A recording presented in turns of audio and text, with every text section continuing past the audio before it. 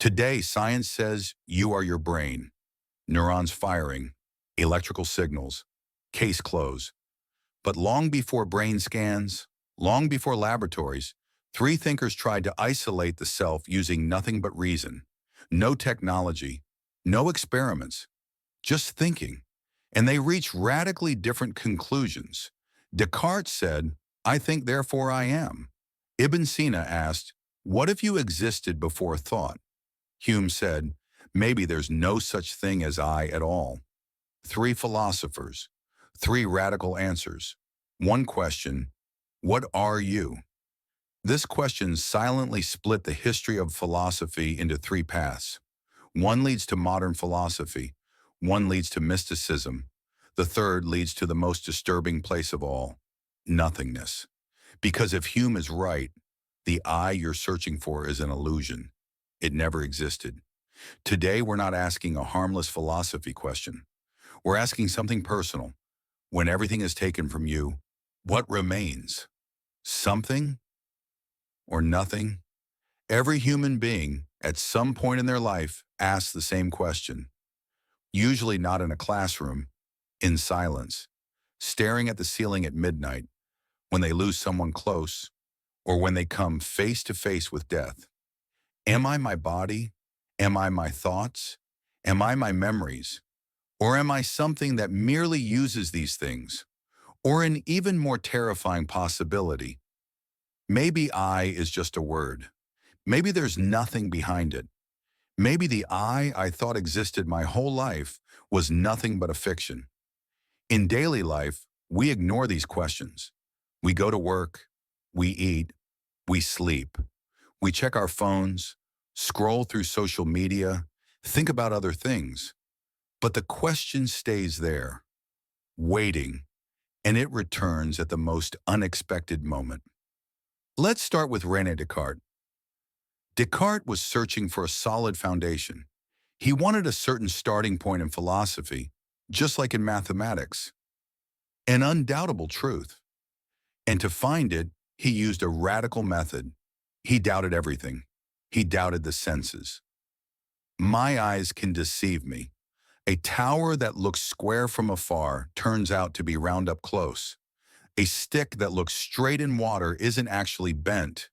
Things I thought were real in dreams vanish when I wake up. The senses cannot be trusted. He doubted the external world. Maybe this world is a dream. Maybe I'm asleep right now, thinking I'm awake. Dreams feel real too. How can I tell the difference? I can't. He even doubted mathematics. Maybe there's an evil demon, a very powerful, very clever demon. Maybe this demon is deceiving me in every calculation. I think 2 plus 2 is 4, but maybe the demon is showing me wrong. Descartes rejected everything that could deceive him even once. Paranoid doubt, trust nothing, until only one thing remained. While doubting, he noticed something. He was doubting. Doubting is a form of thinking, and if he was thinking, something must exist to do that thinking. The demon might be deceiving him, but to be deceived, you must exist. He might be wrong, but to be wrong, you must exist. Maybe the senses deceive. Maybe the world is a dream. Maybe mathematics is wrong, but something that doubts, thinks, errs, that exists. This cannot be denied. That something was the self. And the most famous sentence in philosophy was born. Cogito, ergo sum. I think, therefore I am. For Descartes, the self is a thinking substance, a mind separate from the body, a consciousness defined by thought. Res cogitans, the thinking thing. No thinking, no certainty of existence. Simple, elegant, powerful. But this foundation had a limit, and this limit troubled Descartes. What about moments when there's no thinking? Do babies think? They have no concepts, no language, but don't they exist? What happens in deep sleep? Where is I in dreamless sleep? In fainting, in coma, under anesthesia? When you stop thinking, do you stop existing? Descartes never fully escaped this question. And Ibn Sina had seen this limit 600 years earlier. Ibn Sina, known in the West as Avicenna, lived 600 years before Descartes, the 11th century, the golden age of the Islamic world. And he proposed a very radical experiment. It's called the flying man or floating man experiment. Imagine this. A human being is created fully formed, adult, healthy, but suspended in empty space, touching nothing, no gravity, floating in the air, no sensation of falling, no sensation of rising, no sound, absolute silence, hearing nothing, no light, absolute darkness, seeing nothing. This person cannot see, cannot hear, cannot touch, cannot smell, cannot taste. None of the five senses are working. Let's go even further. They don't feel their body. Their hands never touch their skin. Their feet never touch the ground. They don't hear their heartbeat. They don't feel themselves breathing. No sense of weight, no sense of temperature, no bodily sensation at all. This person doesn't know they have a body, no concept of body, unaware that they have arms, that they have legs. No memory either. No past, no parents, no childhood, no yesterday, no memories at all, no knowledge about the world, unaware that other people exist, doesn't know there's such a thing as a world, no language, no words, no concepts, no inner voice. Thoughts? Even those are uncertain. You need concepts to think. No concepts, nothing. Now, Ibn Sina asks the critical question, would this person know they exist? Think about it. This person cannot say, I think, therefore I am, because there's no language. They don't know the concept of thinking. They don't know the concept of existing. They can't pass Descartes' test, because Descartes' test depends on the act of thinking, on conceptual awareness.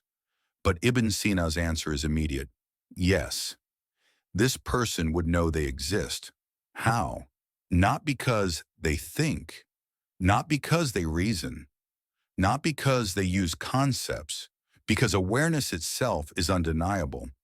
Even if they were aware of nothing, they were aware that they were aware of nothing. Even in darkness, they were aware of the darkness. Even in silence, they were aware of the silence. Even in emptiness, they're aware of the emptiness. There is an awareness, and this awareness knows itself directly, without words, without concepts, without thought. This is a crucial distinction. For Descartes, existence depends on thinking. Thinking provides proof. Cogito ergo sum. For Ibn Sina, existence precedes thought. Whether there's thinking or not, awareness exists. Awareness makes thinking possible, not the other way around. The self knows itself directly. No intermediary needed. No thought needed. No language needed. No proof needed. But wait, there's a third voice, and this voice objects to both. David Hume, 18th century Scottish philosopher. Hume asked, Descartes says he found an I. Ibn Sina says he found an awareness. But did you actually experience this I, this awareness? Did you see it, hear it, feel it?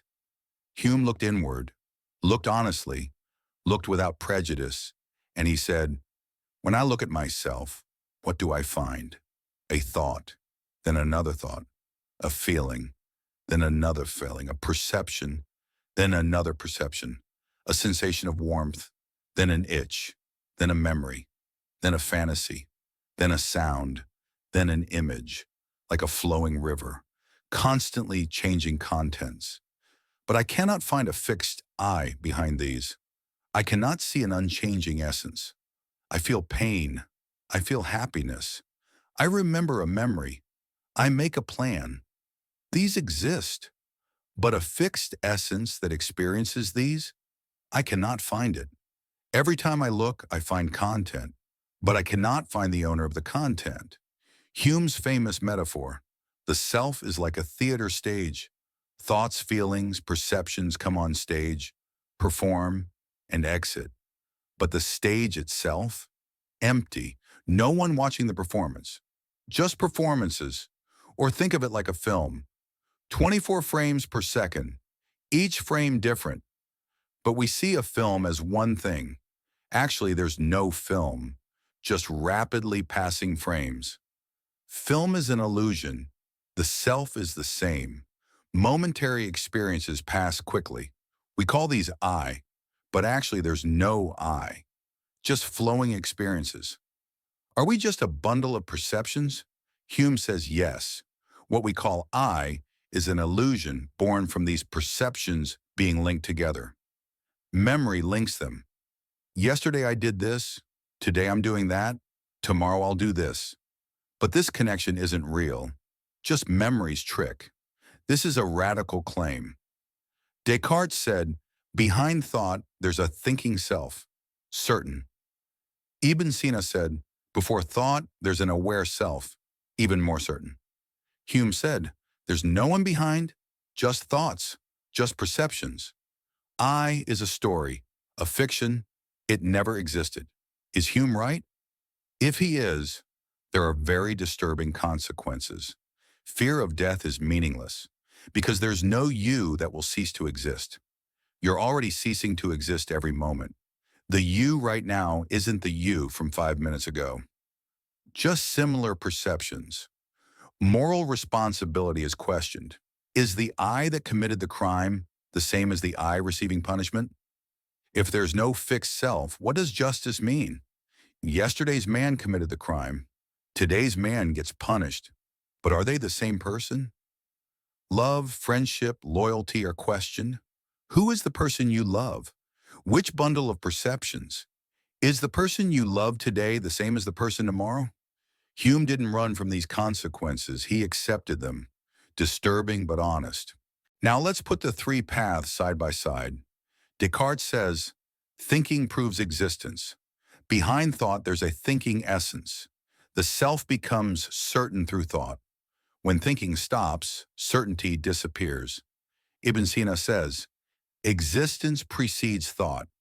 Even without thinking, awareness exists. The self knows itself directly. Even if everything is taken away, awareness remains. Hume says, there's no one behind, neither a thinking essence nor an aware being, just flowing perceptions. I is an illusion. Stop searching. 3 different answers. Which one is true? Modern neuroscience stands at an interesting point. Brain scans can't find a fixed I center. Different regions perform different functions, but there's no single point unifying them all. This seems to support Hume, but there's a problem science cannot solve. It's called the hard problem of consciousness. Philosopher David Chalmers named it. Science can describe how the brain works. It can map neurons, track electrical signals, say which region does what, but it cannot explain one thing. Why is there experience? Why does brain activity feel like something? Why is there an inside view? Think of a robot. It has sensors. It processes information. It responds. But does it feel anything? As far as we know, no. The human brain also processes information, but it feels something. It feels pain. It sees color. It hears music. Why? Hume says, there are only perceptions. But what is perception itself? How does perception happen?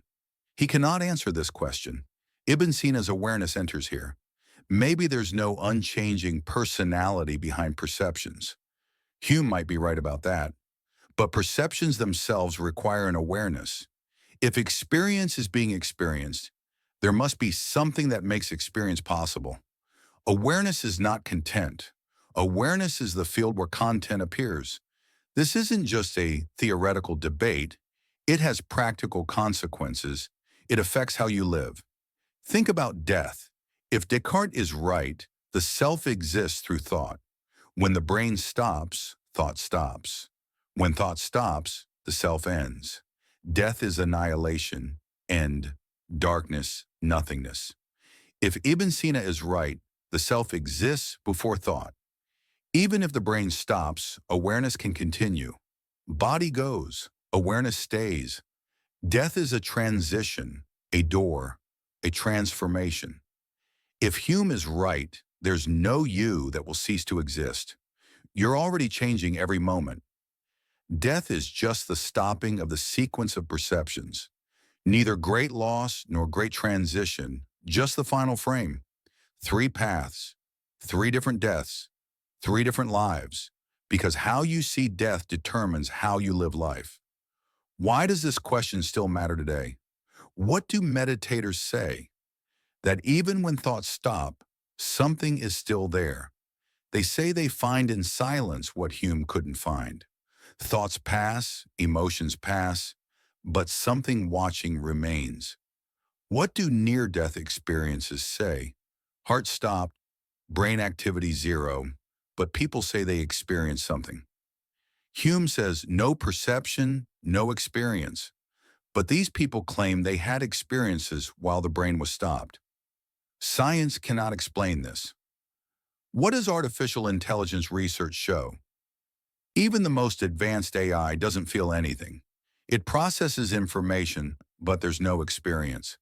This suggests awareness isn't just information processing. I'll leave you with this. If you stop thinking for 1 second, would you disappear? Descartes says, yes, you disappear. No thought, no certainty. Ibn Sina says, no, you'd remain. You exist even before thought. Hume says, wrong question. There was never a you to disappear. Three giants, three different doors, three different worlds. Maybe the answer is in one of these. Maybe in none. Maybe a little in all. But the question stays with you. Are you your thoughts? Are you an awareness that exists before thoughts? Or are you just flowing perceptions with no one behind? No one can give you the answer. But asking itself changes something. Because who is asking the question?